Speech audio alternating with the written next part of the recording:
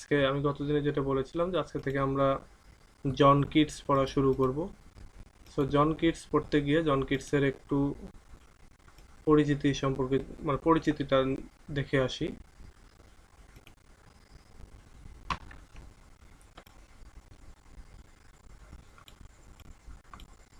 দেখো, John Keats এখানে বানানটা একটু খেয়াল রেখো। অনেক সময় ফার্স্ট ইয়ারে অনেকেই ভুল করে যে কিটসের লাস্টে গিয়ে একটা এস লাগানো, যেটা এই এসটা লাগায় না, মনে করে যে এস লাগালে মনে হয় প্লুরাল হয়ে যাবে। তো এটা একটু খেয়াল রেখো। আবার জন কিটস বা এই জন লিখতে গিয়ে অনেকে কিন্তু এইচটা আগে পরে দিয়ে ফেলে। তো এগুলো তোমরা একটু মাথায় রেখো। এগুলো যখন তোমরা খাতা দেখবে, যখন তোমরা টিচার হবে, দেখবে যে খাতাতে এরকম অনেক হাস্যকর ভুল আছে। যেমন তোমাদের ফার্স্ট ইয়ারে তোমরা দেখেছো না, figure of speech, I am big pentameter, ওখানে অনেকেই যায় লেখে আই এম বিগ, যে আমি বড়। তো এরকম হাস্যকর অনেক ভুল থাকে। তো এটা হতেই পারে, কি জন্য এটা হয়, এটা মানে এত হয়েছে আমাদের সময়, আমরাও এত করেছি যে এটা আর হাস্যকর নেই। হ্যাঁ, তো এইটা হয়, এই ভুলগুলো যাতে না হয় তোমরা একটু খেয়ালে রেখো। ওকে, দেখো যে জন কিটস সম্পর্কে আমরা এইটুকু শুধু জানবো, তাহলেই অনেক কিছু জানা হয়ে যাবে। জন কিটসকে বলা হয় হচ্ছে পোয়েট অফ বিউটি, অর্থাৎ সৌন্দর্যের কবি বলা হয় জন কিটসকে। এরপরে আরেকটা বলা হয় যে পোয়েট অফ সেন্সুয়াসনেস, অর্থাৎ সেন্সুয়াস এলিমেন্টগুলি নিয়ে তিনি অনেক কবিতা লিখেছেন। তোমরা তোমরা জানো যে ফার্স্ট ইয়ারে যখন তোমরা পড়েছো যে টু অটাম, সেখানে তোমরা অনেক সেন্সুয়াস এলিমেন্ট পেয়েছো। এরপর আরেকটা হচ্ছে এসকাপিস্ট। এসকাপিস্ট মানে পালানো আর কি, পালায় যে। আচ্ছা, এই যে এমডি মামুন, তারপরে মহসিনা, তোমরা তোমাদের মাইকগুলো অফ রাখো। হ্যাঁ মহসিনা, তুমি তোমার মাইকটা অফ করো, মাইক্রোফোনটা জাস্ট মিউট করে রাখো, তাহলেই হবে।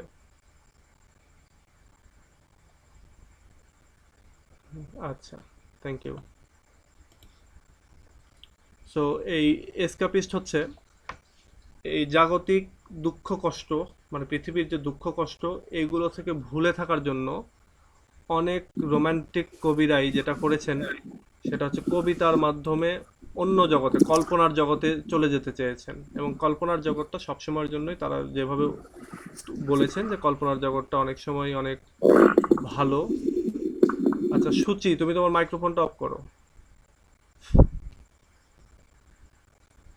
আচ্ছা, রোমান্টিকদের মতে যে কল্পনার জগৎটা সবসময়ের জন্য অনেক ভালো হয়ে থাকে, এবং এইখানে শুধু সুখ আর সুখ। এই পৃথিবীতে যে দুঃখ কষ্ট, যে টেনশন, এগুলো সেখানে নেই। তার জন্য তারা কি করেছেন, কবিতার মাধ্যমে কল্পনার রাজ্যে গিয়ে চলে গিয়েছেন। কিন্তু যেটা যেটা হয়েছে যে আলটিমেটলি তাদেরকে আবার ফিরে আসতে হয়েছে। তো এই জন্যই বলা হয় তাদেরকে এসকাপিস্ট, অর্থাৎ তারা মানে পালাতে চেয়েছেন, এক কথায় এসকেপ করতে চেয়েছেন। সেই জন কিটসকেও বলা হয় এসকাপিস্ট। তাহলে যদি বলা হয় যে who is the poet of sensuousness, অবশ্যই John Keats. Who is the poet of beauty, John Keats. Who is the most escapist, কে সবচেয়ে বেশি মানে পালাতে চেয়েছে, সেদিক দিয়েও অ্যান্সার হবে জন কিটস। এগুলো মাথায় রেখো আর কি। দেখো বলছে যে এইখানে যে born of somewhat humble parentage in 1795, বলছে 1795 সালের এক ভদ্র ফ্যামিলিতে আর কি তিনি জন্মগ্রহণ করেছিলেন। From an early period his poetical bent displayed itself, studied Spenser, Chapman's Homer and the Renaissance poets. বলছে অনেক ছোটবেলা থেকেই তার যে পোয়েটিক্যাল যে আগ্রহটা, বা পোয়েটিক কাজের ক্ষেত্রে, ইভেন পোয়েট্রি লেখার ক্ষেত্রে তার যে আগ্রহ, বা কবিতার প্রতি তার যে আগ্রহ, সেটা তিনি ডিসপ্লে করেছেন। তিনি সেই সময়টাতেই, অর্থাৎ ছোটবেলাতেই তিনি স্পেন্সারের কবিতাগুলি পড়েছেন, এডমান্ড স্পেন্সার। এটা অনেক, এটা আমরা আমাদের সময়টাতে ফার্স্ট ইয়ার একটা কবিতা ছিল এডমান্ড স্পেন্সারের, এটা খুব চমৎকার একজন রাইটার। তো এটা তোমরা থার্ড ইয়ারে উঠলে আবার এর কিছু কবিতা পাবা, অনেক বড় বড় কবিতা, তখন এর সম্পর্কে জানতে পারবে। তো বলা হচ্ছে যে এই স্পেন্সারের কবিতা তিনি পড়তেন। তারপর চ্যাপম্যানসের হোমার নামে কবিতা আছে, এই চ্যাপম্যান কবির। সেখানে তাকে তিনি পড়তেন। এরপরে হচ্ছে রেনেসান্স পোয়েট যারা ছিল, বিশেষ করে মিল্টন, তারপরে তোমার উইলিয়াম শেক্সপিয়ার, এদেরকে তিনি পড়েছেন, এদের রাইটিংগুলো। He was as fortunate in his friendship. তিনি ফ্রেন্ডশিপের দিক থেকে, বন্ধুত্বের দিক থেকে তিনি অনেক সুখী ছিলেন, ফর্চুনেট ছিলেন, সৌভাগ্যবান ছিলেন, কেননা তার হ্যাজলিট এবং লে হান্ট নামে দুইটা খুব ভালো বন্ধু ছিল। অ্যাজ হি ওয়াজ লাকলেস, কিন্তু তিনি আবার লাকলেস ছিলেন ইন হিজ লাভ, তার ভালোবাসা বা প্রেমিকার দিক থেকে। তার প্রেমিকা ছিল তো ফ্যানি ব্রাউন, এই ফ্যানি ব্রাউনের দিক থেকে তিনি আবার লাকটা অতটা ভালো ছিল না তার। বন্ধুত্বর দিক থেকে তার অনেক বন্ধু ছিল, সো সেদিক দিয়ে তিনি খুব ভালো ছিলেন, কিন্তু ভালোবাসা পাওয়ার দিক থেকে তিনি অতটা ভালো ছিলেন না। Keats was apprentice to become a surgeon. এই কিটস তিনি একজন সার্জন হওয়ার জন্য তিনি পড়াশোনা করেছিলেন। অ্যাপ্রেন্টিস বলতে শিক্ষার্থী, তিনি শিক্ষার্থী ছিলেন একজন সার্জন হওয়ার জন্য, ডাক্তার হওয়ার জন্য এক কথায়।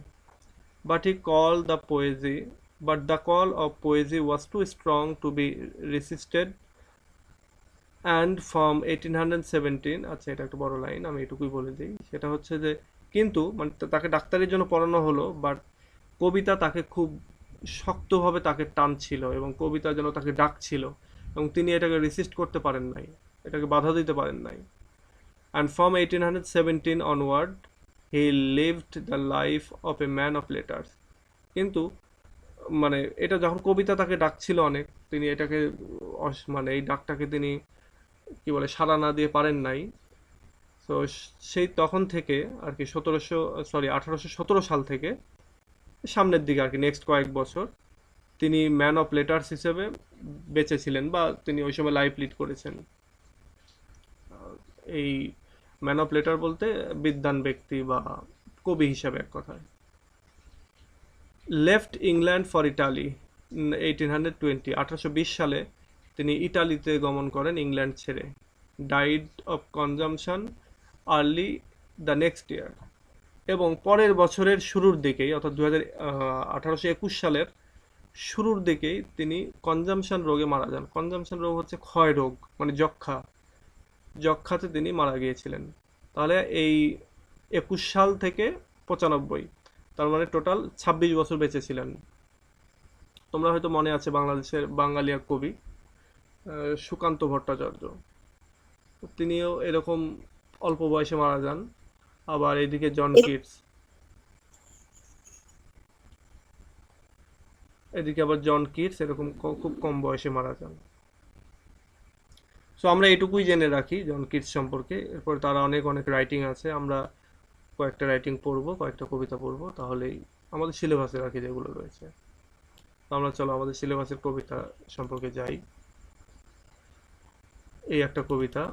আচ্ছা, আমি দুঃখিত যে এই কবিতাগুলি, এই বইগুলি আমার পুরনো বই, যার জন্য আমি যখন পড়তাম তখন এই যে বাংলা টাংলা এরকম আশেপাশে লিখে রাখতাম, মানে বইগুলির উপরে ব্যাপক অত্যাচার হতো। তো এটা তোমরা তার দেখতে পাচ্ছ, তার প্রমাণ। আবার এইটা আবার একদিকে সুবিধাও, যেমন আমি সেই সময় এগুলো বাংলাগুলো লিখে রেখেছি বলে ধরো এখন তোমাদেরকে পড়াতেও সুবিধা হচ্ছে, আবার তোমরা যখন এইগুলো দেখে দেখে পড়বে তখন আর এগুলোর বাংলা খুঁজতে যাওয়ার দরকার হবে না। ওকে, দেখো আমরা আজকে প্রথম যে কবিতাটা পড়বো সেটা হচ্ছে ode on a Grecian urn. Ode মানে তোমরা জানো, ফার্স্ট ইয়ারে তোমরা হয়তো ফিগার অফ স্পিচটা পড়েছো। ওড মানে হচ্ছে বন্দনা বা গাথা বা সঙ্গীত গান এরকম কিছু। সো ওড অন এ গ্রেসিয়ান, গ্রেসিয়ান বলতে গ্রিস বা গ্রিক যে দেশ, সেই গ্রিস দেশের একটা আর্ন, মানে আর্ন মানে পাত্র। এই পাত্রটা এমন, ধরো একটা পাতিল, পাতিল তোমরা চিনো অবশ্যই, কাঁসার পাতিল, বা এটা হতে পারে কোনো চীনামাটির পাতিল, বা এই যে শোপিসগুলো রাখার জন্য বড় বড় সব পাত্র থাকে, হয়তো তোমার গেটের পাশে একটা শোপিস রাখবে বড় একটা মাটির পাত্র। সো এরকম একটা পাত্র, এবং এই পাত্রের গায়ে অনেক ছবি আঁকানো আছে।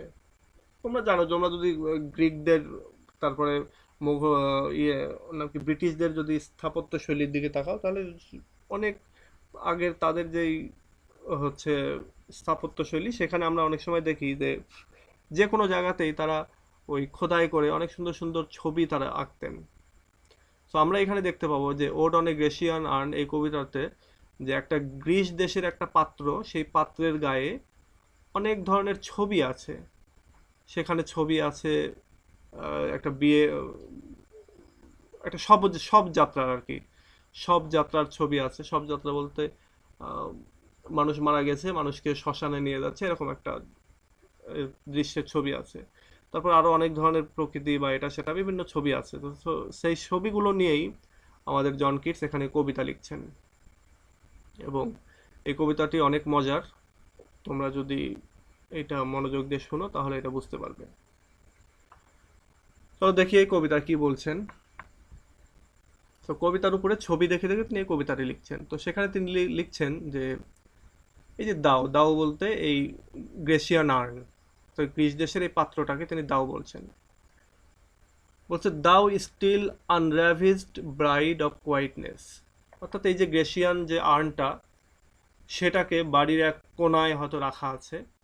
তো কবি এখানে বলছেন যে তুমি এখনো এটাতে আনরাভিজড বলতে অস্পৃশ্য আর কি, যেটা আর কি স্পর্শ করা হয়নি এরকম। তো তুমি এরকম আনটাচড রয়ে গেছো, ব্রাইড অফ কোয়াইটনেস, শান্ততার একটা ব্রাইড, ব্রাইড হিসাবে।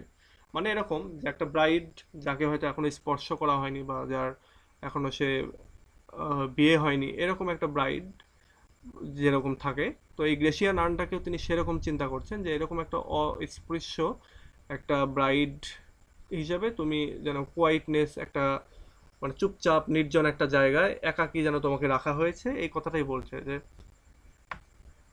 এরপরে বলছে দাও foster child of silence and slow time, বলছে তুমি নীরবতার একটা লালিত পালিত পুত্র বা শিশু, অ্যান্ড স্লো টাইম এবং ধীর গতির সময়ের। এখানে কেন বলছে যে গ্রেসিয়ান আর্ন অনেক আগের যুগের একটা জিনিস, পাত্র, সেই পাত্রটা ঘরের এক কোনায় রাখা আছে কোয়াইটনেসে, খুব চুপচাপ একটা জায়গায়। তো সেটাকে বলছে তোমাকে কেউ স্পর্শ করেনি, ঠিক অনেকটা ওই ব্রাইডের মতো। এবং তুমি হচ্ছে স্লো টাইম এবং নীরবতার এক ফস্টার চাইল্ড, এক পালিত আহ, স- মানে সন্তান। সিলভিয়ান হিস্টোরিয়ান হু, এখানে ক্যানস্ট বলতে can not, who can not thus express. Sylvan historian অর্থাৎ আগেকার যুগের যে গ্রাম্য যে হিস্টোরিয়ানগুলো থাকে, যারা এরকম অনেক লোক থাকে না গ্রামে যে আহ, অনেক মানে হিস্ট্রি সম্পর্কে বলতে পারে, ওই এলাকার অনেক হিস্ট্রি বা অনেক কিছু ঘটে গেছে এরকম ঘটনা সম্পর্কে বলতে পারে। তো সেই রকম বলছে যে সিলভিয়ান হিস্টোরিয়ান অর্থাৎ গ্রাম্য যে ইতিহাসবিদ যারা রয়েছেন, হু কান্ট দাস এক্সপ্রেস, তারা এক্সপ্রেস করতে পারবে না, বর্ণনা করে শেষ করতে পারবে না, এ ফ্লাওয়ারি টেল মোর সুইটলি দেন আওয়ার রাইম, বলছে আমাদের কবিতার চেয়ে আরো বেশি সুইটলি করে একটা সুন্দর ফুলের মতো গল্পকে বলতে পারবে না একটা গ্রাম্য historian. What leaf fringed fringed legend haunts about thy shape. এবং এখানে যে লিভ এই ফ্রিঞ্জড, আগের লাইনটা আর একটু বুঝিয়ে দিলে আচ্ছা ভালো আমি হতো। বলবো, আবার বলবো।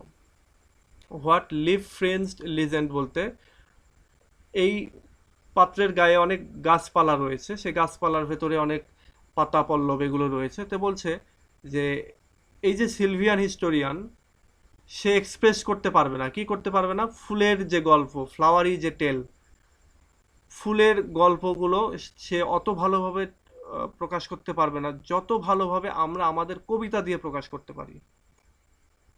একটা সিলভিয়ান হিস্টোরিয়ান সে এত ভালোভাবে পারবে না।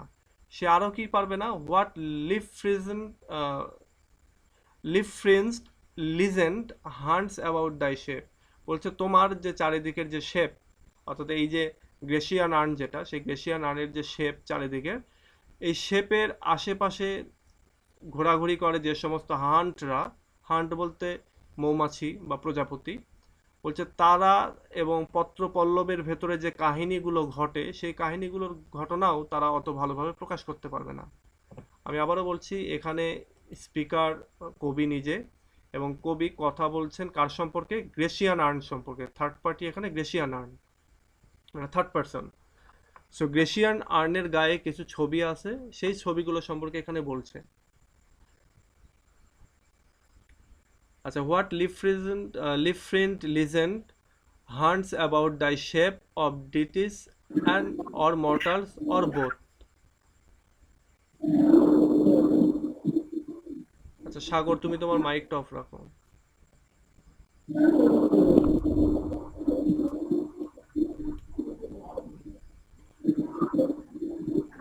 আচ্ছা, অফ ডিটিস, ডিটিস বলতে এখানে দেবদেবী, দেবদেবী থাকে, এই দেবদেবীদেরও অনেক ছবি আছে ওইখানে।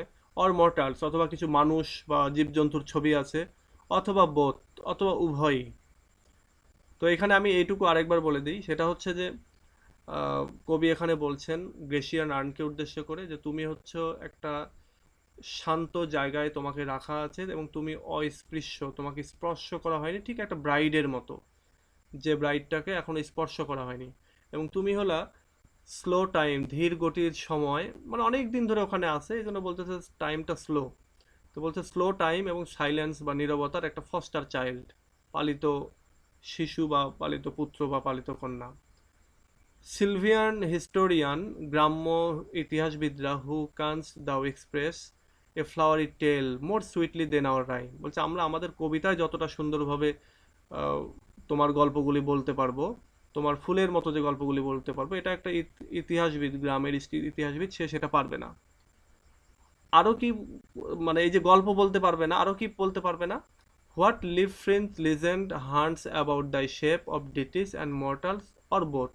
বলতে তোমার গায়ে যে দেবদেবী অথবা যে মানুষ অথবা উভয়ই যারা রয়েছে সেখানে তোমার শেপের চারিপাশে, এবং তোমার শেপের চারিপাশে আরো যারা হান্টসরা রয়েছে, হান্টস বলতে যারা মধু শিকার, মধু আহরণ করে এরকম, বলছে তাদের যে কাহিনী পাতাপত্রবের পাতা পাতাপল্লবের ভেতরে, সেগুলোও তারা প্রকাশ করতে পারবে না যতটা ভালো আমরা প্রকাশ করতে পারবো কবিতার মাধ্যমে। স্যার, এখানে লিফরেন্সড লেজেন্ড বলতে কি বোঝানো হয়েছে? আচ্ছা একটু জোরে বলতে হবে। স্যার, এখানে লিফরেন্সড লেজেন্ড বলতে কি আচ্ছা, বোঝানো লিভ হয়েছে? ফ্রেঞ্চ লিজেন্ড হান্টস, লিজেন্ড হচ্ছে কাহিনী, লিজেন্ড মানে কাহিনী, লিভ ফ্রেঞ্চ বলতে পাতা পল্লব বা গাছের পাতা, লতা লতা পাতার ভেতরে, গাছের লতা পাতার ভেতরে হান্টসরা, অর্থাৎ মধু আহরণকারী, এটা হতে পারে মৌমাছি বা প্রজাপতি, এরা, এরপরে রয়েছে দেবদেবী ডেটিস, এরপরে রয়েছে মর্টালস। বলছে এদের সবাইরে মিলে যে কাহিনীগুলো তোমার এই যে পাতা পল্লবের ভিতরে ঘটেছে, সে কাহিনীগুলো আমরা ভালো ফুটিয়ে তুলতে পারবো। আমরা বলতে কি, কবিরা, এই যে আওয়ার রাইম, আমরা আমাদের কবিতার মাধ্যমে আমরা এটাকে ভালোভাবে ফুটিয়ে তুলতে পারবো। এখানে রাইম বলতে ছন্দ, কিন্তু এখানে ছন্দ মানে কবিতা আবার।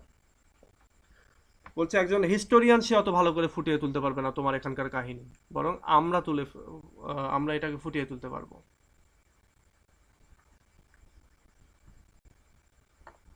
আমি আবার আবার আসবো এটাতে।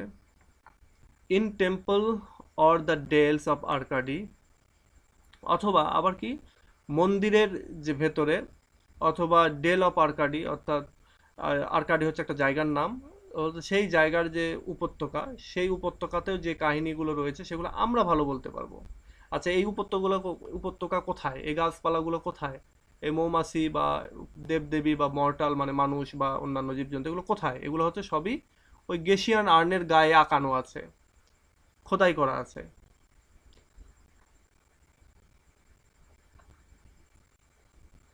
What men or gods are this. বলছে এই যে এই গ্রেসিয়ান আর্নের গায়ে যে মানুষ অথবা গডদেরকে আঁকানো আছে, এগুলো কারা? হোয়াট মেডেন্স লোথ, এখানে এবার মেডেন্স বলতে নারীদেরকে বোঝাচ্ছে, কুমারী নারীদেরকে। তো তাদের অনিচ্ছুকতার কথা বলছে, যে তারা যে কোনো একটা বিষয়ে অনিচ্ছুক। তো এটা কেন এটা করছে তারা, বা তাদের ইচ্ছা নেই কেন, তো সেটাও আমরা বলতে পারবো। হোয়াট ম্যাড পারসুয়েট বলতে এখানে ধরো বয়ফ্রেন্ড গার্লফ্রেন্ডকে পারসুয়েট করতেছে এরকম, কোন ধরনের পাগলামি এখানে ঘটছে, এবং প্রেমিকারা কেন অনিচ্ছুক, এটা আমরা বলতে পারবো। হোয়াট স্ট্রাগল টু এসকেপ, আমি আবার আসবো। হোয়াট স্ট্রাগল টু এসকেপ, এবং এইখানে তারা যে পালানোর যে চেষ্টাটা করতেছে এটা কতটা স্ট্রাগল হচ্ছে, এটা আমরা বলতে পারবো। হোয়াট পাইপস অ্যান্ড টিম্বার্স, এখানে ট্রিম্বলস, ট্রিম্বলস বলতে ঢাক ঢোল, তারপরে পাইপ বলতে বাঁশি, যে এখানে যে বাঁশিগুলো রয়েছে বা ঢাক ঢোলগুলো রয়েছে এগুলো কি উদ্দেশ্যে, কেন, এগুলো সব আমরা বলতে পারবো। হোয়াট ওয়াইল্ড এস্টাসি, এরপরে বলছে যে এখানে যে মহা আনন্দটা চলতেছে, এস্টাসি বলতে আনন্দ, তো এখানে এখানে যে বন্য আনন্দটা চলতেছে এই আনন্দটা আসলে আমরা সবচেয়ে ভালো ফুটিয়ে তুলতে পারবো কবিতার মাধ্যমে। আচ্ছা, এবার এটাকে আমি আরো ইজি করে তুলি। ধরো তোমার বাসার পাশে, তোমার বাসার দরজার ঠিক পাশে একটা পাত্র রাখা আছে, একটা ফুলদানি, ধরো একটা বড় মাটির ফুলদানি। সো এই ফুলদানিটার গায়ে ধরো ছবি আঁকানো আছে। ছবি আঁকানো বলতে হাতে দিয়ে পেইন্ট করা ছবি, এটাও হতে পারে, অথবা খোদাই করা ছবিও হতে পারে। সো এই যে ছবি আঁকানো আছে, এই ছবিটাতে কি কি আছে?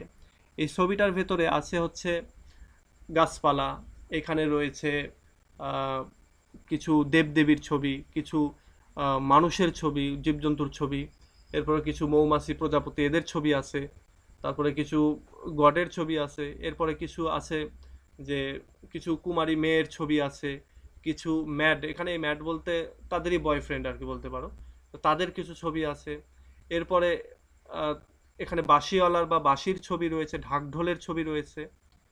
মোটামুটি সবকিছু মিলে একটা আনন্দঘন পরিবেশ বা আনন্দঘন পরিবেশের ছবি ওখানে চিত্রায়িত আছে। তো এখানে কবি যে কথাটি বলছে যে হে পাত্র, মানে ব্যাপারটা এরকম যে হে পাত্র, তুমি হচ্ছ, মানে তোমাকে কেউ স্পর্শ করেনি, তুমি ঘরের ওই কোনায় চুপচাপ একটা জায়গায় অনেক দিন ধরে রয়েছো, তুমি হচ্ছ নীরবতার প্রতীক, বা তুমি নীরবতার সন্তান, কারণ তুমি ওখানে চুপচাপ সাইলেন্স অবস্থায় রয়েছো। এবং তুমি স্লো টাইম, মানে দীর্ঘকাল ওখানে যেহেতু পড়ে আছে, সো সেহেতু বলছে স্লো টাইমের তুমি ফস্টার চাইল্ড। এবং এরপরে বলছে যে সিলভিয়ান হিস্টোরিয়ান, অর্থাৎ একটা গ্রাম্য হিস্টোরিয়ান যে এটার সম্পর্কে জানে, সেও বলতে পারবে না এত ভালোভাবে তোমার গায়ে যে স্টোরি রয়েছে সেই স্টোরিটা আমরা আমাদের কবিতার মাধ্যমে যত ভালো বলতে পারবো, একজন হিস্টোরিয়ান সেটা বলতে পারবে না। এবার তার গায়ে কি কি হিস্ট্রি আছে এর পরের 4-5 লাইনে বলছে, যেমন তোমার গায়ে কোন ধরনের কাহিনী, পাতাপল্লব, এরপরে হান্টস, হান্টস বলতে মৌমাছি, তো বলছে এরকম তোমার যে শেপ, তোমার এই শেপের চারিদিকে পাতাপল্লব, তারপরে হান্টস, ডেটিস দেবদেবী, এরপরে মর্টাল, এরপরে অথবা সবাই, এরপরে এখানে যে টেম্পল রয়েছে, এখানে যে উপত্যকা রয়েছে আরকাডি উপত্যকা, এরপরে এখানে যে মানুষগুলো রয়েছে, যে গডগুলো রয়েছে, তারপরে এখানে যে মানে গার্লফ্রেন্ড বয়ফ্রেন্ড রয়েছে যারা আহ, মানে বয়ফ্রেন্ডরা তারা কি গার্লফ্রেন্ডদেরকে পার্সুয়েট করছে, এবং গার্লফ্রেন্ডরা তাদেরকে কি বলে, ওই যে না না, যে বিষয়টা বলে না এখন না, তো সেইটা। এরপরে এখানে তারা পালাতে চাচ্ছে, এই যে স্ট্রাগল করছে পালানোর জন্য। এরপরে এখানে যে বাঁশি বাজানো হচ্ছে, ঢাকঢোল পেটানো হচ্ছে, এবং এখানে যে মহা আনন্দের একটা চিত্র সব মিলিয়ে। সো এটা কেন বা কি উদ্দেশ্যে এগুলো করা হয়েছে, এগুলোর বর্ণনা আমরা ভালো দিতে পারবো আমাদের রাইমের মাধ্যমে। একজন সিলভিয়ান হিস্টোরি কিন্তু এই ফ্লাওয়ারি টেল, মানে এই যে ফুলের মতো গল্প, সুন্দর একটা গল্প, এটা প্রকাশ করতে পারবে না। আচ্ছা, এখন বুঝতে পেরেছো? জি স্যার। হুম। জি স্যার, বুঝতে পেরেছি। আচ্ছা, তোমাদের কথা আমি খুব স্লো শুনতে পাচ্ছি, আমি জানি না, আমার তো ভলিউম ঠিক দেওয়া আছে।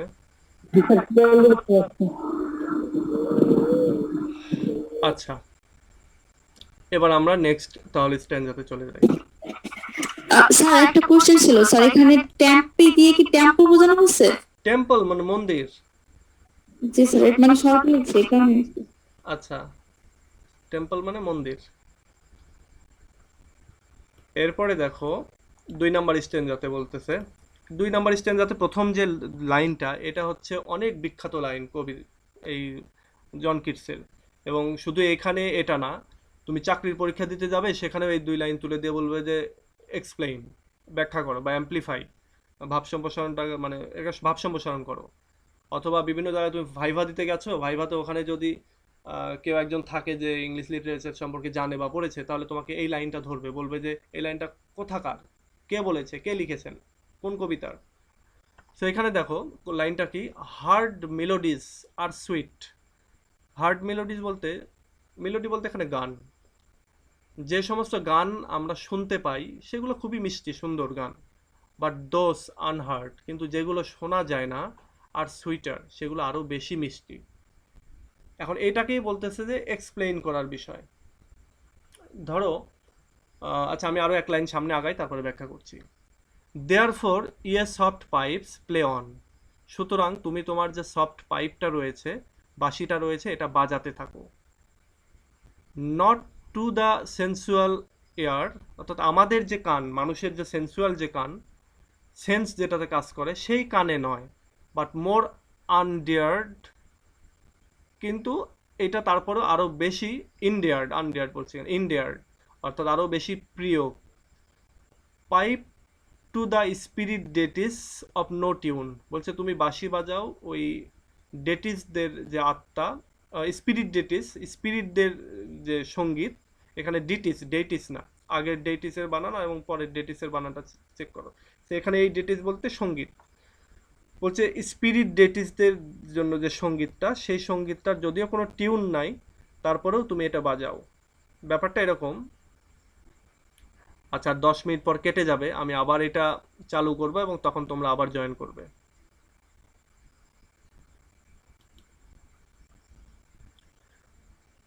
বলছে যে ওই সমস্ত গান, যে সমস্ত গান শোনা যায় না, সেগুলো বেশি মিষ্টি। এই ক্ষেত্রে তোমাকে একটু নিজেকেও কল্পনা করতে হবে। তোমরা যারা শুনছো তারা একটু চিন্তা করো যে একটা জায়গায় একটা বাঁশিওয়ালার ছবি আছে, যার মুখে একটা বাঁশি আছে, সে বাঁশিতে গান বাজাচ্ছে, এটা মনে হচ্ছে ছবিতে, বাট সেই গানটা তো আমরা শুনতে পাচ্ছি না, কারণ ওইটা তো ছবির ভেতরে, ছবিতে আছে, স্টিল ছবি। এখন কবি এখানে বলছে যে যে গানগুলো আমরা শুনতে পাই, একজন বাঁশিওয়ালা গান বাজাচ্ছে যেটা আমরা শুনতে পাচ্ছি, এগুলো খুব মিষ্টি লাগে, কিন্তু ছবির ভেতরে যেটা আছে সেটা আমরা শুধু ফিল করতে পারি, সেটা শুনতে পাই না। এবং যে গানটা আমরা ফিল করছি, যে একজন পাইপার ছবির ভেতরে গান বাজাচ্ছে, সেই গানটা হয়তো আরো বেশি মিষ্টি, আমরা শুনতে পাচ্ছি না। এজন্যই বলছে যে হার্ড মেলোডি, যেগুলো যে গানগুলো শুনতে পাই আমরা, সেগুলো খুব মিষ্টি, যেগুলো আনহার্ড, যেগুলো ছবিতে রয়েছে, যেগুলো শুনতে পাই না, সেগুলো আরো বেশি মিষ্টি। এই জন্য এটা বলছে। সো এখানে এখানে বলছে সো পাইপার, অর্থাৎ এখানেও একজন বংশীবাদক রয়েছে। তো বলছে পাইপার তুমি তোমার গান বাজাতে থাকো, যদিও আমরা আমাদের সেন্সুয়াল এয়ার, আমাদের বাস্তব যে কান, রক্ত চামড়ার, রক্ত মাংসের যে কান, সেটা দিয়ে আমরা শুনতে না পেলেও এটা আমাদের কাছে অনেক প্রিয়, এবং তুমি তোমার যে সঙ্গীতটা রয়েছে সেই সঙ্গীতটা তুমি বাজাতে থাকো, এবং স্পিরিটদের উদ্দেশ্যে, সরি স্পিরিটদের উদ্দেশ্যে না, পাইপ টু দ্য স্পিরিট, অর্থাৎ তুমি যে স্পিরিটে বাজাচ্ছ, তোমার যে প্রাণশক্তি নিয়ে তুমি বাজাচ্ছ, সেই প্রাণশক্তি নিয়ে তুমি বাজাতে থাকো। এইটুকুতে কারো কোশ্চেন আছে? পয়েট কি ওই পিকচারটার সাথে কথা বলতেছিল? হ্যাঁ হ্যাঁ, ওই পিকচারটাতেই একজন বংশীবাদক আছে যে কিনা বাঁশি বাজাচ্ছে। তো তাকে বলছে যে হে বংশীবাদক, তুমি গানটা বাজাতে থাকো, কেননা তোমার গান আমরা শুনতে পাচ্ছি না, এটা ঠিক আছে, কিন্তু আমরা জানি যে তোমার গান অনেক মিষ্টি গান। এটা আমরা যে সমস্ত বাস্তবে যে গানগুলো শুনতে পাই সেগুলো মিষ্টি লাগে আমাদের কাছে, ঠিক আছে, কিন্তু তুমি যে তোমার কাছে, তোমার গানটা আমার কান দিয়ে শুনতে পাচ্ছি না, বাট এটা কিন্তু আমি ফিল করতে পারছি যে এটা তুমি অনেক মিষ্টি গান গাচ্ছ।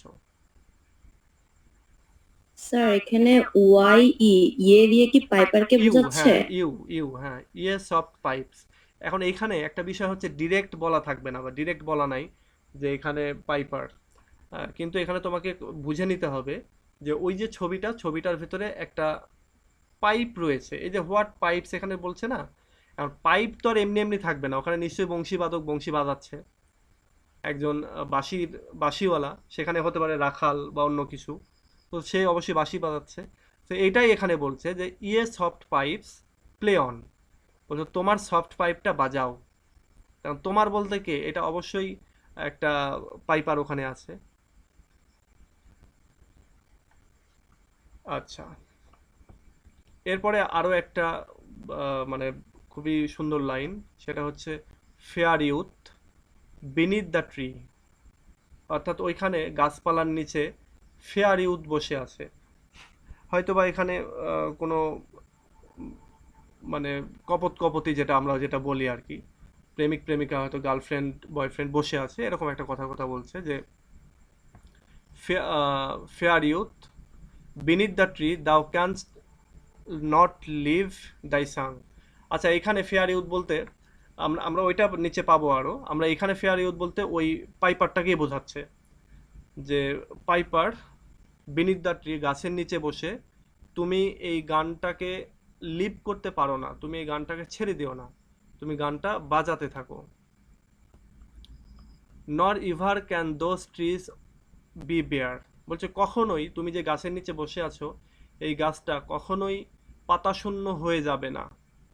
ট্রিজ বি বেয়ার বলতে গাছের পাতা পড়বে না কখনোই। মানে একটা বিষয় যে একটা ছবিতে যদি কোনো গাছের পাতাওয়ালা কোনো গাছ আঁকানো থাকে, তো এই ছবিতে কি কখনো ওই গাছের পাতা পড়ে যাবে? যাবে না। বা কোনো একটা স্প্রিং বা বসন্তের যদি দৃশ্য আঁকানো থাকে, তাহলে ওই ছবি থেকে কি বসন্ত কখনো চলে যাবে? কোনোদিনও যাবে না, কারণ ছবিটা আঁকানোই এরকম। সো এইখানে বলছে যে হে ফেয়ার ইউথ, হে পাইফার, তুমি গাছের নিচে বসে যে গানটা বাজাচ্ছ সেই গানটা বাজানো বন্ধ করো না, এটা বাজাও। এবং তুমি যে গাছের নিচে বসে আছো এই গাছের পাতা পল্লব কখনোই বেয়ার হবে না, পড়ে শেষ হয়ে যাবে না। বোল্ড লাভার্স, এবং সেখানে যে সাহসী লাভাররা রয়েছে, নেভার নেভার কান্স দাও কিস, বলছে তোমরাও কখনো কিস করতে পারবা না। মানে ওইখানে এই যে ওপরের লাইনটার সাথে মেলাও যে what maidens loth what mad pursuit, অর্থাৎ বয়রা পারসুয়েট করছে মেডেনদেরকে কিস করার জন্য। তো এখানে বলছে ওইখানে যেই কিসটা তারা করতে চাচ্ছে কিন্তু করতে পারছে না, এখানে সেই কথাটাই বলছে যে বোল্ড লাভাররা, সাহসী লাভাররা, নেভার নেভার ক্যান দাও কিস, তোমরা কখনোই কিস করতে পারবা না। দো উইনিং নিয়ার দ্য গোল, দো winning near the goal yet, যদিও মনে হচ্ছে, আচ্ছা আমার ইন্টারনেট আনস্টেবল দেখাচ্ছে, বলছে যদিও মনে হচ্ছে যে তোমরা তোমাদের লক্ষ্যে যেন পৌঁছে গেছো, অর্থাৎ আর একটু হলেই তোমরা কিস করতে পারবে, কিন্তু তারপরেও তোমরা কখনো কিস করতে পারবা না। ডু নট গ্রাইভ, কিন্তু এটা ভেবে তোমরা দুঃখ করো না। শি ক্যান নট ফেড, এবার বলছে তোমার প্রেমিকা কখনোই ফেড হয়ে যাবে না, তার সৌন্দর্য কখনোই নষ্ট হয়ে যাবে না। দো দাও হ্যাস্ট নট দাই ব্লিস ফর এভার উইল্ট দাও love and she be fair, বলছে যদিও তুমি সেই পরমানন্দ সেটা কখনো পাবে না, তাকে কিস করার যে আনন্দটা সেটা তুমি যদিও কখনো পাবে না, কিন্তু তারপরেও এটা মনে রেখো যে তোমার এই যে লাভ সেটা চিরকাল থাকবে, অ্যান্ড শি বি ফেয়ার, এবং তোমার যে প্রেমিকার সৌন্দর্য যেটা তার রয়েছে এই ছবিতে, সেই সৌন্দর্যটাও সে ধরে রাখতে পারবে। কারণ একটা বিষয় খেয়াল করো যে একটা ছবিতে যদি এরকম একটা ছবি আঁকানো থাকে যে মানে ইউথদের ছবি, এক কথায় সবই হয়তো কম বয়সী, এখন এই যে ছবিতে কি সেই ক্যারেক্টারগুলি কি বয়স্ক হয়ে যাবে, তাদের সৌন্দর্য কি নষ্ট হয়ে যাবে? গাছপালার কি পাতা পল্লব ছিঁড়ে পড়ে যাবে ছবিতে? বা ওখানে যে স্প্রিং এর ছবি আঁকানো আছে সেই স্প্রিংটা মানে নষ্ট হয়ে সেখানে উইন্টার বা সামার কখনো আসবে? কখনোই আসবে না, ওইটা তো একই রকম থাকবে। তো এই কথাটাই বলছে এখানে যে তুমি দুঃখ করো না, তোমার যে প্রেমিকা যেরকম সুন্দর আছে সেরকম সুন্দরই থাকবে, সে কখনোই নষ্ট হয়ে যাবে না তার সৌন্দর্য। আমি এই স্ট্যান্ডাটার আরেকবার সামারি করার পরে তোমরা বলবা যে বুঝতে না পারলে। কবি এখানে বলছেন ওই গ্রেসিয়ান আর্নটার দিকে তাকিয়েই তিনি বলছেন যে তিনি এখানে দেখতে পাচ্ছেন যে একজন বংশীবাদক সে বাঁশি বাজাচ্ছে, এবং সেই বাঁশির সুরটা আমরা কিন্তু আমাদের যে রক্ত মাংসের যে কান সেটা দিয়ে শুনতে পাচ্ছি না।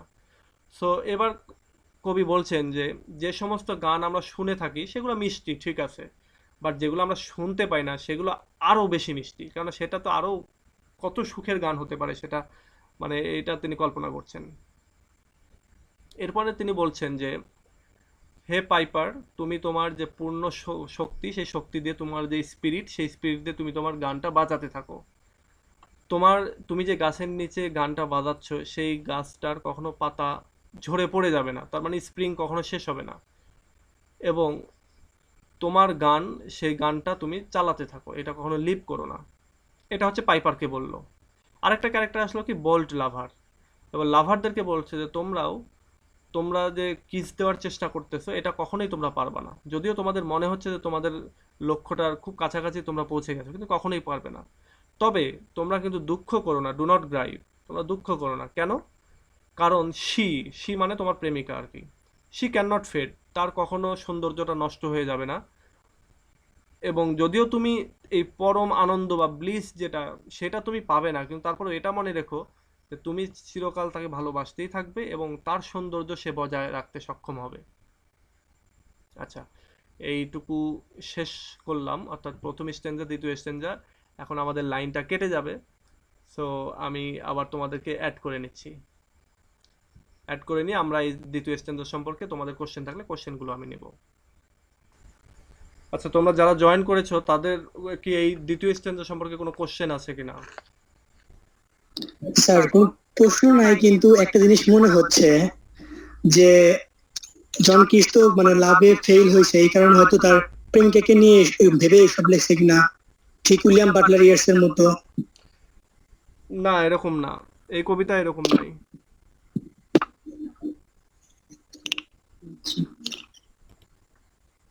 ওইটাও আমরা পাবো আমরা যখন আহ, আরো অনেক কবিতা তো আছে। তুমি যেটা বললা যে Butler William W B Yeats এর কথা বললা না? আচ্ছা, ডাব্লিউ বি ইয়েটস এর কবিতা এরকম আছে, আমরা ওইটা পাবো।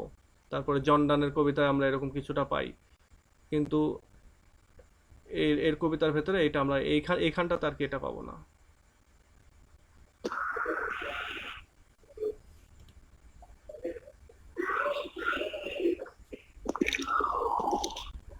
আচ্ছা, আর কারো কোশ্চেন থাকলে কোশ্চেন করো দ্বিতীয় স্ট্যান্জা সম্পর্কে, বা প্রথম স্ট্যান্জাতে আরো যদি কোনো কোশ্চেন থেকে থাকে।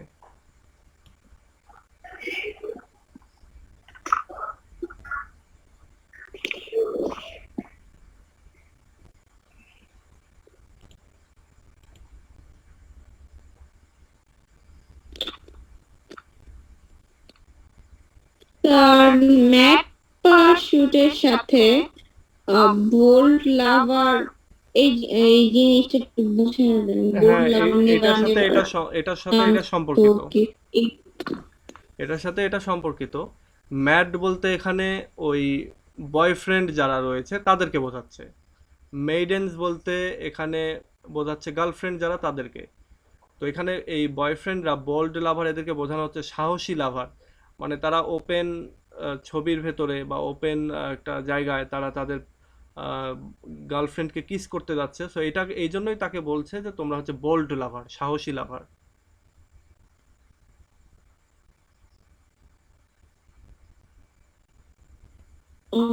আচ্ছা। ওকে, আমরা তাহলে এই থার্ড স্ট্যান্জাতে চলে যাই। টোটাল স্ট্যান্জা কয়টা? 4টা না 5টা? আচ্ছা, 5টা। আমরা মনে হয় পাঁচটা। হ্যাঁ, আর একটা মনে হয় কভার করতে পারবো আজকে।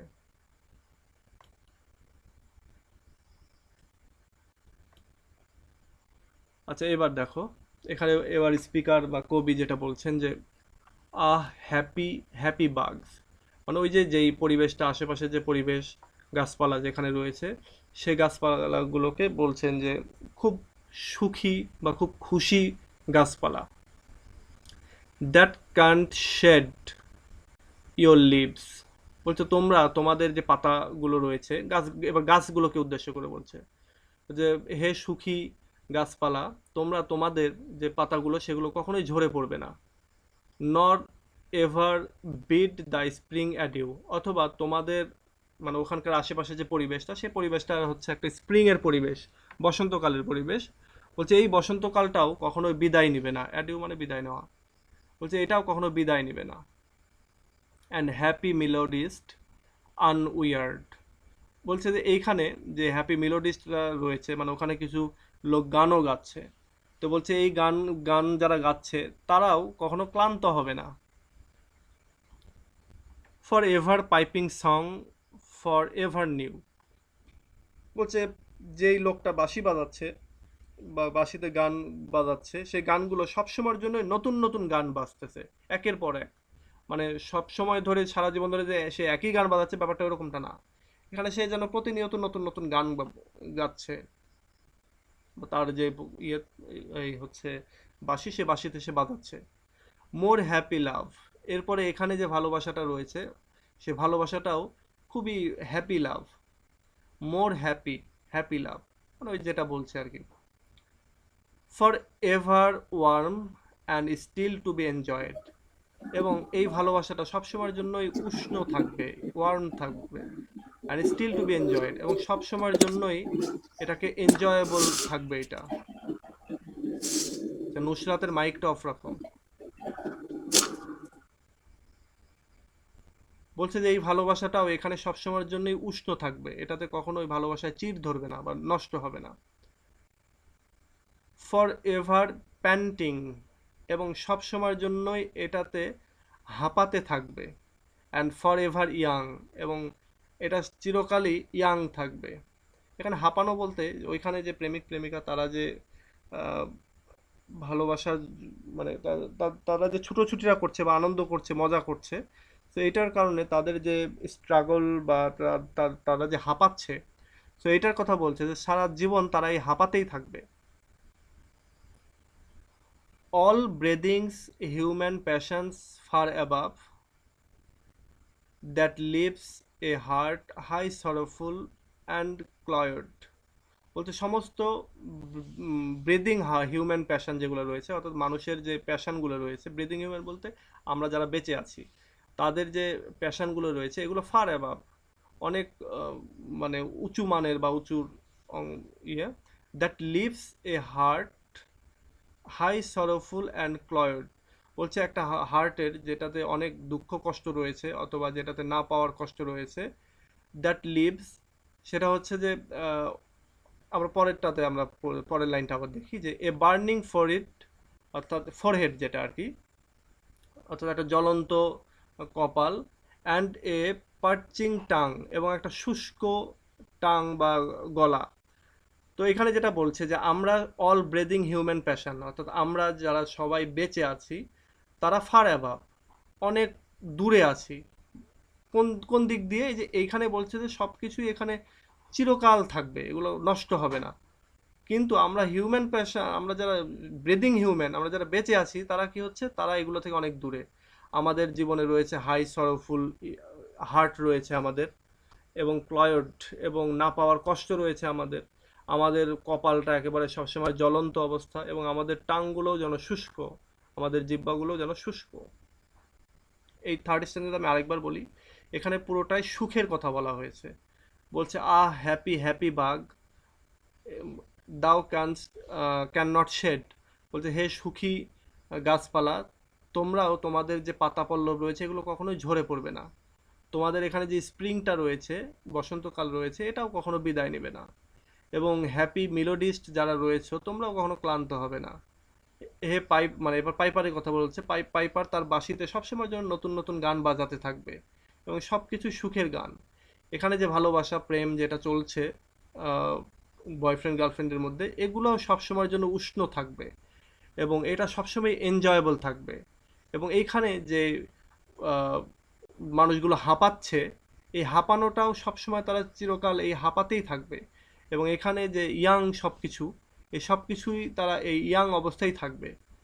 বাট বাট কি বলছে? অল ব্রিদিং হিউম্যান প্যাশন, কিন্তু যারা যে সমস্ত মানুষ বেঁচে আছে তাদের প্যাশনগুলো, তাদের আবেগ, তাদের অনুভূতিগুলো এই সুখ থেকে অনেক দূরে। কারণ that leaves a heart high sorrowful and cloyed. কি জন্য? এই বেঁচে থাকা মানুষগুলোর হৃদয়টা অনেক দুঃখে পরিপূর্ণ, এবং অনেক না পাওয়ার কষ্ট সেখানে রয়েছে। এবং সেখানে রয়েছে বার্নিং ফরহেড, অর্থাৎ জ্বলন্ত যেন কপাল, মানে কপাল খারাপ আর কি এক কথায়। অ্যান্ড পার্চিং টাং, পোড়া কপাল। হ্যাঁ পোড়া হ্যাঁ হ্যাঁ, কপাল, এটা হ্যাঁ পোড়া যেমন কপাল, দুর্ভাগ্য। হ্যাঁ এই তো ভালো একটা শব্দ বের করেছে, পোড়া কপাল। বলছে মানুষ এখানে যারা রয়েছে, বেঁচে থাকার মানুষগুলো, তাদের পোড়া কপাল, এবং তাদের জিহ্বাটাও যেন শুষ্ক অবস্থায় থাকে, তৃষ্ণার্ত অবস্থায় থাকে, সবসময় খাই খাই এরকম একটা অবস্থা। আচ্ছা এখন দেখো এই যে তিনটা যে প্যারা পড়লাম আমরা স্ট্যান্ডাই, তিনটা স্ট্যান্ডার ভেতরে কোনো কোশ্চেন আছে কিনা, লাস্ট স্ট্যান্ডাতে কোনো কোশ্চেন আছে কিনা? তারপরের যে বললো যে পাইপার সারা জীবন নতুন নতুন গান গাইতে থাকবে, হুম। এটা কি পয়েটের ইমাজিনেশন না? হ্যাঁ, পুরোটা ইমাজিনেশন। ওই যে বলছে না যে হার্ড মেলোডি সুইট, বলছে যে যে সমস্ত সঙ্গীত শুনতে পাই আমরা সেগুলো ভালো মিষ্টি, কিন্তু যেগুলো শুনতে পাই না সেগুলো আরো ভালো। এগুলো কিভাবে আরো ভালো? ধরো তুমি একটা গান গাচ্ছো, তুমি চুপ করে একটা বাঁশি নিয়ে আছো, ঠোঁটে বাঁশি ধরে আছো, আর আমি দূর থেকে দেখে চিন্তা করছি যে তুমি না জানি কত সুন্দর মিষ্টি গানটাই না জানি গাচ্ছো। হয়তো আমি একবার চিন্তা করছি যে তুমি হয়তো এই গানটা গাচ্ছো, আবার চিন্তা করছি যে না তুমি হয়তো এর চেয়েও ভালো আরেকটা গান গাচ্ছো। ঠিক এরকমই এখানেও যে তার এই গানগুলো সবসময়ের জন্যই নতুন নতুন হয়ে আসবে। একটা গান যদি 5 মিনিট 10 মিনিট হয়ে থাকে, তাহলে 10 মিনিট পর সে নিশ্চয়ই আরেকটা নতুন সুর তুলতেছে, তাহলে সেটা কি বলছে, সেটা আরো সুন্দর আরো নতুন, এই এই এই কথাটাই বলছে। এবং এই জিনিসগুলো সবসময়ের জন্য এনজয়েবল থাকবে, এখানে যে ভালোবাসাগুলো রয়েছে সবই এনজয়েবল থাকবে, এটা কখনোই নষ্ট হবে না। মানে একটা ছবিতে যে চির বসন্তর যে অবস্থা তুলে ধরা হয়েছে, সেই চির বসন্তটা ছবি থেকে কখনোই নষ্ট হবে না। কিন্তু কি হয় যে এটা আমাদের যে আমরা যারা বেঁচে আছি বা সত্যিকারের মানুষ, তাদের লাইফে এটা সবসময় থাকে না। তাদের লাইফে দুঃখ কষ্ট এগুলো থাকে, এবং তাদের কপালটা পোড়া, এবং তারা তাদের জিহ্বাটা যেন সবসময় মানে অভুক্ত থাকে বা তৃষ্ণার্ত থাকে। আচ্ছা, আর কারো কোনো কোশ্চেন আছে? স্যার, থার্ড স্ট্যান্ডার্ড আর্নের যে পিকচারটা বোঝাচ্ছে যে একটা ছেলে আর একটা মেয়ে কিসিং অবস্থায় আছে, আর কিছু গাছ আর স্প্রিং এরকম একটা বোঝাচ্ছে, আর ওই ইমেজের সাথে আমাদের রিয়েল লাইফের কম্পেয়ার করতেছে, ব্যাপারটা কি হ্যাঁ, এরকম? হ্যাঁ, ব্যাপারটা এরকমই। এরকমই আমি আমি তোমাদেরকে তাহলে আরেকটা আরেকটা ব্রিফ করি। ব্রিফ হচ্ছে একটা পাত্র, সে পাত্রের গায়ে খোদাই করে একটা ছবি আঁকানো আছে। সেই ছবিতে কি কি আছে? সেই ছবিতে আছে গাছপালা, সেই ছবিতে আছে গাছপালার নিচে একজন বংশীবাদক, বাঁশিবাদক, সে বাঁশি বাজাচ্ছে। এইখানে রয়েছে কিছু প্রেমিক প্রেমিকা গেছে ওখানে ঘুরতে, প্রেমিকরা চেষ্টা করছে প্রেমিকাকে কিস করার জন্য, এবং প্রেমিকা সেখান থেকে পালাতে চাচ্ছে। এইখানে অনেক দেবদেবীর ছবি রয়েছে, এখানে মন্দিরের ছবি রয়েছে, এইখানে রয়েছে মৌমাছির ছবি রয়েছে, এখানে মানুষের ছবি রয়েছে। সো এই সব কিছু মিলেই এই একটা ছবি, সেই ছবিটার কথাই এখানে কবি বর্ণনা করছেন, এবং বর্ণনা করতে গিয়ে তিনি আহ, নতুন নতুন জিনিস তিনি কল্পনায় নিয়ে আসছেন। এটাই হচ্ছে এখানকার মেইন, মানে এখানকার এই ছবিটা এটাই। আমরা এই ছবিতে আরো অনেক জিনিস আছে, সেগুলো আমরা জানতে পারবো। যেমন এখানে আমরা জানতে পারবো হচ্ছে স্যাক্রিফাইস, অর্থাৎ এইখানে একটা গরু বা মেষ, সেটাকে বকনা বাছুরকে স্যাক্রিফাইস করার একটা দৃশ্য আমরা পাবো, এবং সেই স্যাক্রিফাইস করতে গিয়ে যে মানুষ একটা দীর্ঘ বড় একটা মিছিল নিয়ে সেদিকে যাচ্ছে, সেটা আমরা দেখতে পাবো। এরপরে এই যে আরো এইগুলো এগুলো আসলে মনে থাকে না সব কিছু, এই জন্য আমি এইভাবে সবগুলো না পড়ে বলতে পারছি না। এই দেখো সবার শেষে দেখো আরো দুইটা লাইন আছে, এই দুইটা লাইনও ব্যাখ্যার জন্য খুবই গুরুত্বপূর্ণ, বা এই এই জিনিসগুলো বিভিন্ন চাকরির পরীক্ষাগুলোতে আসে, বিসিএস থেকে শুরু করে অন্যান্য চাকরির পরীক্ষাতে। যেমন বলবে যে এক্সপ্লেইন করো, beauty is truth, truth beauty, that is all ye know on earth and all ye need to know. এই এই এই লাইনগুলো আমি সামনের দিনে এক্সপ্লেইন করবো তোমাদের সামনে। সো এইখানে এই লাইনটা খুব গুরুত্বপূর্ণ। এই যে আমি এখানে দেখো থার্ড ব্র্যাকেট দিয়ে দিয়ে দিয়েছি। এরপর হার্ড মেলোডি সুইট, এই লাইনগুলো মুখস্থ করে নিবা। এগুলো তোমাদের প্রশ্ন লিখতে গিয়ে এগুলোর কি বলে এটা কোটেশন হিসেবে ইউজ করতে হবে।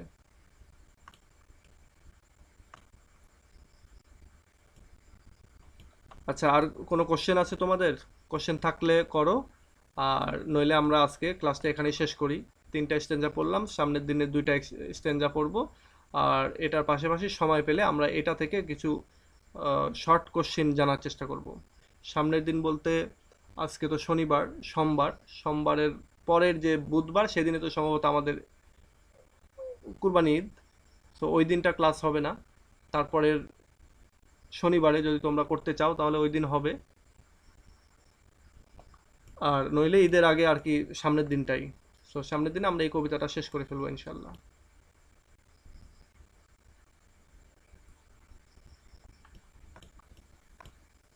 ওকে, কোনো কোশ্চেন আছে?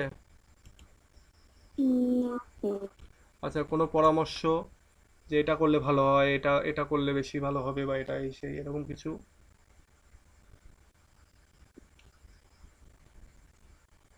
বা আরেকটা জিনিস, আমার একটা কোশ্চেন আছে তোমাদের কাছে, যে তোমরা আমি যেভাবে পড়াচ্ছি এটাতে কি বেনিফিটেড হচ্ছ কিনা, মানে কবিতাগুলো বুঝতে পারছো কিনা, বেনিফিটেড জি হয় না? স্যার, করতে জি স্যার, জি অনেক স্যার, জি অনেক স্যার।